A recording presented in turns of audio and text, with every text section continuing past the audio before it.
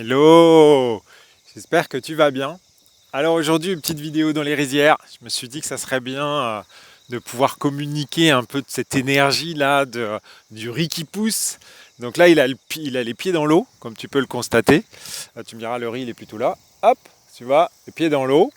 Et là, il y a tous les insectes marins, enfin les insectes, les animaux marins qui sont là. Donc là, ça grouille de grenouilles. À chaque fois que ça saute de partout, à chaque fois que je marche. C'est drôle quand tu marches, mais quand tu conduis la nuit en fait et que tu les vois sauter sur la route comme ça, c'est assez flippant. Mais là, c'est trop drôle, trop mignon. Et dans quelques temps, on va enlever l'eau. Ce qui fait que là, les racines elles vont se dire mince, il se passe quelque chose, et donc ça va plonger profondément dans la terre, ça va bien l'enraciner, tu vois, et après ça va lui permettre d'être bien, bien fort, et avec le soleil, l'humidité, et tout ça, c'est que du bonheur, quoi. Non, franchement, le riz, c'est un super aliment, pas hésiter à en consommer. Je sais qu'en Europe, c'est pas forcément, c'est pas le mets de prédilection, mais ici en Asie c'est bien. Et je pense que ça devrait être plus développé en Europe parce que il a vraiment une énergie folle. On a fait, ma femme fait un business de granola et donc avec de la farine de riz. Et c'est intéressant la densité en fait. Moi j'ai fait les mesures là. Je suis scout en ce moment, scout cooking. Et c'est intéressant de voir la densité du produit en fait quand tu verses. Déjà, quand tu le tiens, la structure qu'il a, c'est pas comme la farine de blé, quoi. Et c'est vraiment intéressant. C'est vraiment intéressant. Et puis, donc c'est pas du tout le sujet de la vidéo, hein, mais je fais une intro comme ça, histoire de te partager deux, trois trucs du Japon. Et ce qui est assez hallucinant, c'est que depuis la guerre, en fait, depuis la fin de la guerre au Japon, ils sont quasiment sous commandanture américaine. Et ce qu'il faut savoir, c'est qu'en fait, ils ont des contrats d'obligation d'achat de farine de blé. Et c'est assez fou parce que la conséquence que ça a dans le quotidien des gens, c'est que, in fine, à la cantine, les enfants, eh bien, on leur file plus de pain, plus de produits à base de farine de blé. Alors que déjà, donc il y a le gluten dedans. Bon, alors moi je suis pas un pro ou contre le gluten et le machin. C'est pas forcément ça qui m'intéresse. Mais c'est juste que on fait venir par bateau. Alors tu vois, quand je passe, il y a plein de trucs qui volent. C'est trop génial. Ça, c'est des sauterelles. Et on fait venir par bateau en fait des tonnes et des tonnes de blé. Tu vois, on leur fait traverser le Pacifique pour venir se déverser au Japon, alors que ça va, il manque pas de riz, tu vois.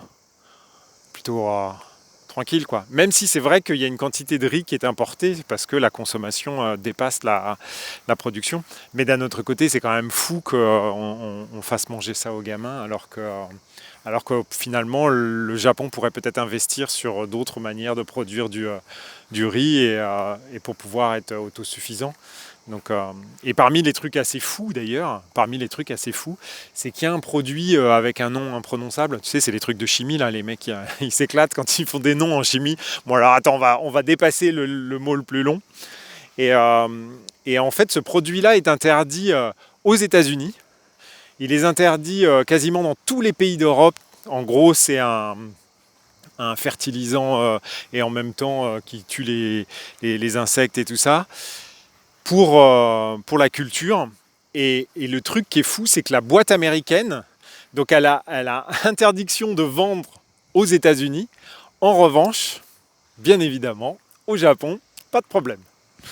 Et donc le Japon est obligé d'acheter des quantités de ce produit-là, que tu peux acheter sur Amazon en plus, tu vois.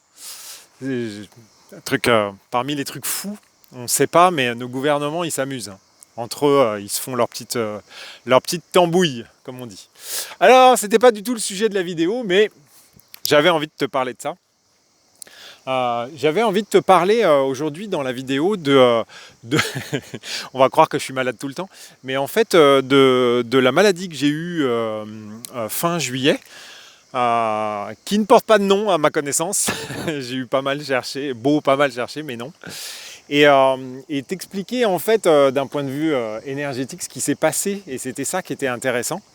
Alors pour la petite histoire, il y a pas mal de gens, en tout cas dans ma famille, on a tous été malades fin juillet.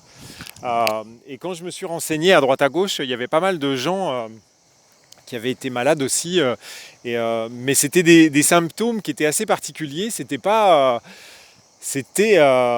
on aurait pu apparenter ça peut-être à la grippe du singe ou un truc comme ça, mais là, c'était assez surprenant. On avait tous des symptômes différents en fait. On n'était pas malades de la même chose.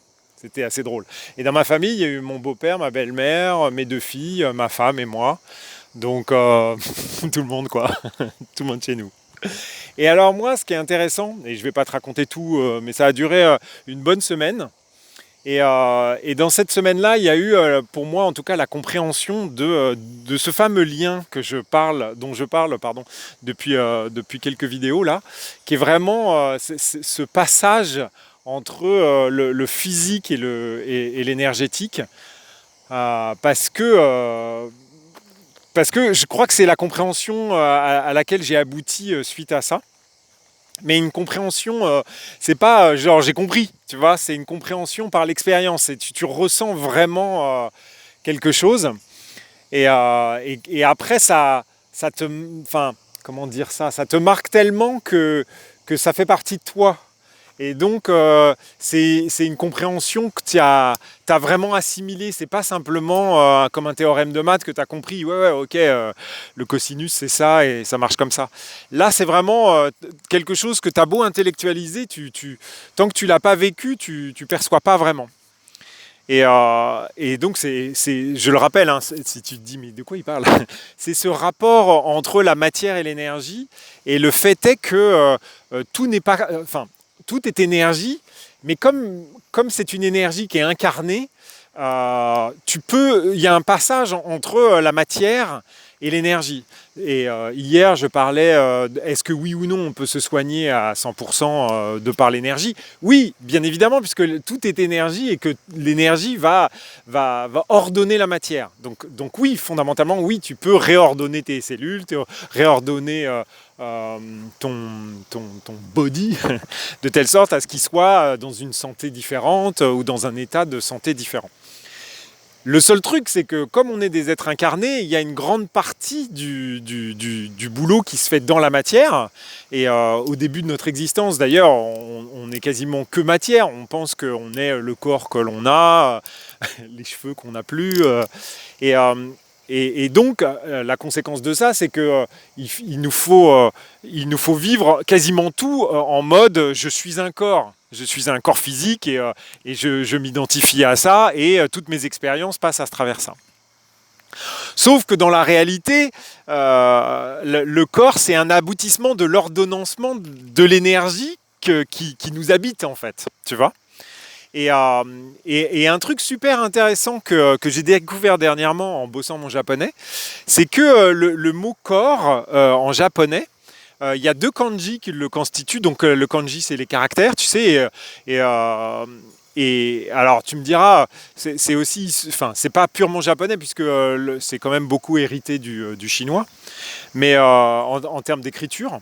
Mais le kanji corps, eh bien en fait c'est l'agrégat des 2 kanji. Il y en a un, c'est l'homme, et l'autre, c'est livre. Et en fait, c'est intéressant parce que ça m'a tilté, après avoir été malade une semaine, ça m'a tilté que le corps, c'est le livre de l'homme, en fait. C'est-à-dire que dans ton corps, il y a toute ton histoire. C'est-à-dire que comme ton corps est une organisation de matière suivant une énergie, à un moment donné, tout ce que tu vis et tout ce que tu as vécu et tout ton ADN amène aussi ton passé. Je crois que j'en ai parlé hier. Et je trouve ça super intéressant de se dire, bah voilà, le corps, c'est le livre de l'homme, quoi. Et alors tu vas me dire, il est reparti ailleurs. Mais non, je suis ma route. Tu vois bien, regarde, je peux pas me perdre. Sinon, je marche dans les serpents et dans les grenouilles. Donc,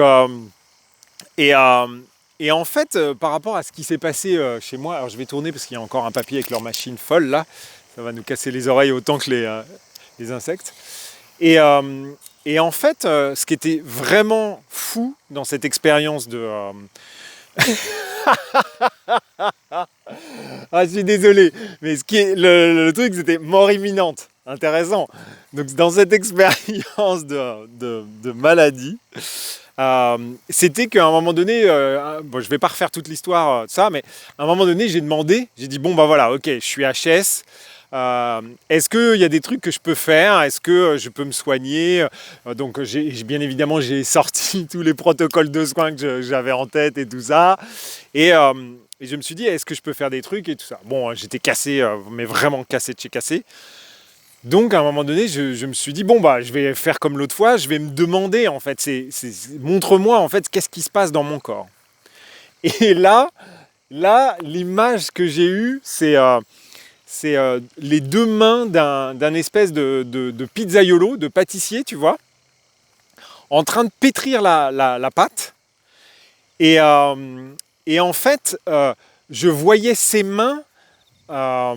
En gros, il y avait mon corps extérieur avec l'enveloppe de la peau, en fait, et je voyais ses mains à l'intérieur de mon corps en train de pétrir mes organes, mes muscles, enfin tout ce qu'il y avait à l'intérieur.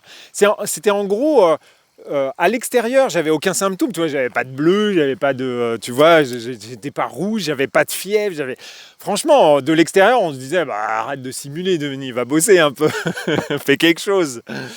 Et à l'intérieur, c'était malax. Et je voyais ces mains-là, et en fait, j'avais le sentiment que tout était remis, remélangé, remalaxé, que tout était remis dans un autre état en fait. Et à partir du moment où j'ai eu cette vision-là, bah, elle ne m'a pas quitté jusqu'à temps que, jusqu'à temps que je sois prêt pour la cuisson. Il avait mis quelques petits... Tu sais, on l'a fait à un puriste, hein. On a fait une tomate basilic, hein. Tranquille de chez tranquille. Et, euh, et franchement, c'était intéressant parce que, en fait, il suffit de te demander, et puis ton corps te dit en temps réel, en fait, le stade où tu en es, tu vois. Et, et donc, après ça, eh ben, j'avais l'impression d'avoir compris vraiment la relation qu'il pouvait y avoir entre l'énergie qui nous habite et le corps. Et ce qui est tombé aussi, c'est bien évidemment la croyance que dans cette matière, je pouvais tout faire avec mon esprit au stade où j'en suis actuellement. Je veux bien préciser, je veux bien être précis, et je veux même peut-être le répéter. C'est-à-dire, je crois toujours qu'avec l'énergie, la maîtrise de l'énergie, on soit capable de faire des trucs. Je ne sais pas si, mais il y avait un reportage ou un documentaire qui s'appelait Healing, je crois, que j'avais vu sur Netflix, qui n'est pas forcément une référence à Netflix, mais je l'avais trouvé là, mais je pense qu'on doit le trouver en streaming. Et le mec avait raconté comment il avait reconstruit sa moelle épinière en refaisant, parce qu'il était médecin, chirurgien pour être précis, et en fait il était capable il aurait été capable de se soigner lui-même s'il n'était pas en fauteuil roulant, suite à sa maladie ou son accident, je ne me souviens plus. Et en fait il explique comment il a fait j'arrive plus à trouver mes mots. Fait l'opération dans sa tête. Donc il dit, pour arriver à faire l'opération dans ma tête qui durait à peu près 3 heures, il lui a fallu 3 mois. C'est-à-dire que pendant 3 mois, il a essayé de visualiser l'opération qu'il aurait faite s'il était médecin, s'il s'opérait lui-même. Et ce qui est fou, et ce qui est marrant, parce que de mémoire, ce qui m'avait marqué, c'était l'histoire des 3, là. Lui, il disait, j'ai mis 3 mois pour arriver à faire ces 3 heures d'opération, et 3 mois après avoir réussi à le faire, eh bien en fait, son corps s'est reconstitué de lui-même. Donc, alors, et j'ai plein d'autres exemples comme ça où moi je suis persuadé que c'est possible.